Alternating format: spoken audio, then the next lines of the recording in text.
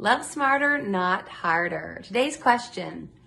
Hi, Dr. Karen. First of all, I'd like to say I love your work. Thank you.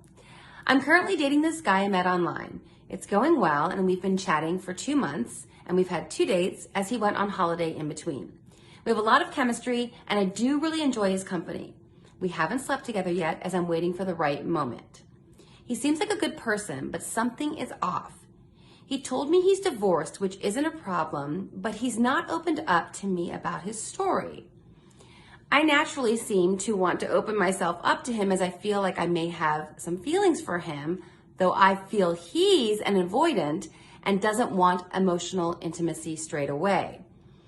There could be some trauma associated in his ex-marriage or in his past. We all have a past. The problem is he comes on too strong sexually, and I'm afraid that's all he wants.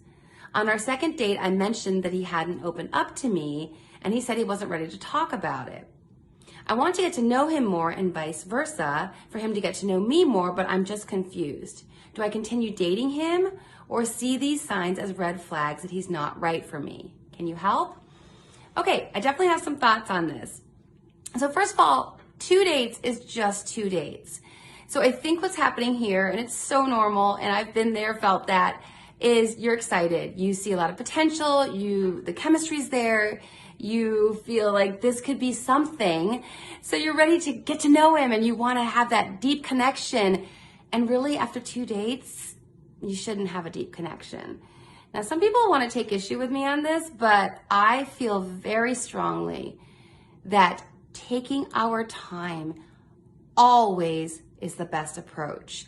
And some people love this idea of love at first sight. I don't believe in it. Like we've talked about in yesterday's IGTV, talking about those attractions of deprivation that Ken Page talks about in his book, Deeper Dating, and on the podcast episode where I interview him.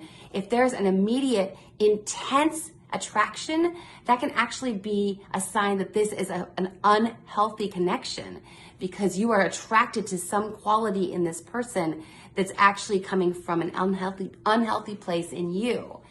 So what I think is going on here is you want this to fast track, because of course also dating is uncomfortable and it's uncertain.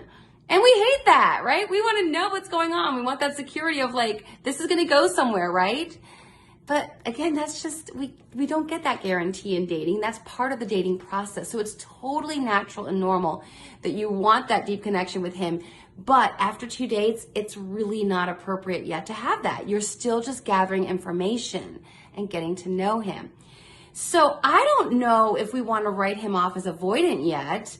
I don't know that after 2 dates or on a second date, I was going to tell Dan, my husband, like all my in-depth, like calling off my engagement. And he didn't know that after 2 dates that I'd been engaged and called, well, maybe he knew by then. But you know, I may have mentioned it, but it wasn't like I went into full on depth of this is what happened and this is what's going on with me emotionally and this is why I almost married the wrong person. Yeah, it may have just come up like, yeah, that's part, like someone might say, oh yeah, I was married before. You're going to find that out. Or yeah, I was engaged before. But you're not going to get that full depth that I hear you wanting. And again, it's totally normal to want that. No problem. But this is one of those things in dating where even when you're a woman who really wants to get that intimate connection, we have to just sit on our hands a bit and lay back and go, you know what? I got to pace myself. That is such a stronger position from which to approach dating. So I would just encourage you to just slow down. And it's great that you're not sleeping together yet. And the fact that he is a little bit aggressive sexually, I would definitely put on the brakes there, because he's wanting that intimacy, that physical intimacy, and you want the emotional intimacy, and neither one of you is prepared to give that yet. That's fine. That's fine. Just don't give more physically, hoping that he'll return the emotional intimacy, because that's not a guarantee. And a lot of women do that. If I give him my body, then I'll get that emotional intimacy and that emotional commitment I want. And that's not a guarantee, especially after 2 dates. So I would just, even though it's been 2 months that you've known each other, there's still, you haven't had that face-to-face interaction. So if there is something in his past with this trauma with the ex-wife, the other thing I'm seeing here and I'm hearing here that concerns me for you, if he's coming off some trauma, if she was emotionally abusive or who knows what, you can't be his therapist, okay?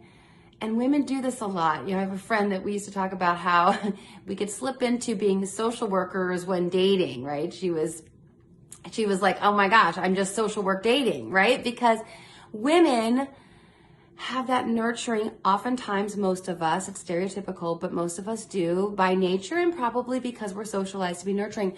We want to caretake. So we see him and maybe there's a vulnerable piece that you're sensing in him and that kind of, you're drawn to that because you're thinking, oh, our relationship could help be the healing portion of whatever you experienced in the past. And I want him to heal on his own so that he can come to you emotionally healthy and emotionally strong and at your emotional development and emotional level. Because we want two people to be emotionally at the same place and to be psychologically at the same place. We don't want one person over here like, I'm emotionally healthy and I'm going to help pull you up. It's a little fantasy of the fixer-upper. We've talked about that before, but it never works. Because if you help him heal, then your role is like Florence Nightingale and you've been his nurse and then you've taken care of him. And as he grows and develops, then all of a sudden he's gonna be like, well, wait, the dynamic that I fell in love with was you helping me and now I don't need your help anymore, and he'll go away because he won't need you in that. You don't want to establish that dynamic. You want to establish a dynamic of true partnership, which is you're emotionally healthy, he's emotionally healthy, and together you are going to walk hand in hand. So that's the other piece that I'm sensing here, and it's making me a little nervous for you. So just to recap, 2 dates, so little time really. And so please don't rush it.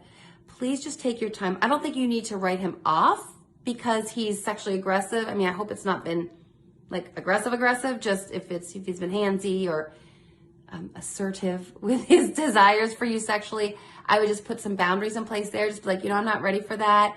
And, you could say something, and don't be like tit for tat, but you could say something like, I sense that I'm wanting to get to know you emotionally more, and I sense that you're not quite there with me, and the same is true for me sexually. I'm just not ready for that. I mean, I hesitate to say that because if you say that, he might be like, he might hear that as like you going, well, when you open up to me emotionally, then I'll give you what you want sexually. And I don't want to set up that dynamic. I just mean that it's fair for you to say, hey, I'm not ready for that sexually. And it's fair for him to not be ready to divulge all kinds of stuff, personal stuff to you yet either. That's fair too. So again, don't rush it. Put up a boundary with the sexual stuff. And I wouldn't push it as far as, you mentioned something that like, hey, you had said something on the second date that you mentioned to him that he hadn't opened up to you yet. I wouldn't push it at all. I would let him lead in that. When he's ready to let you know whatever went down with his ex or whatever he wants to share with you, let him do that. Because otherwise, again, it's probably going to, if you start asking these probing questions, it's probably going to set up a dynamic that's going to have you be the healer and the helper and him be the person you're trying to save. And that probably won't go the distance. And I really want for you a true partnership with an emotionally strong, psychologically healthy partner. And so I hope that's helpful.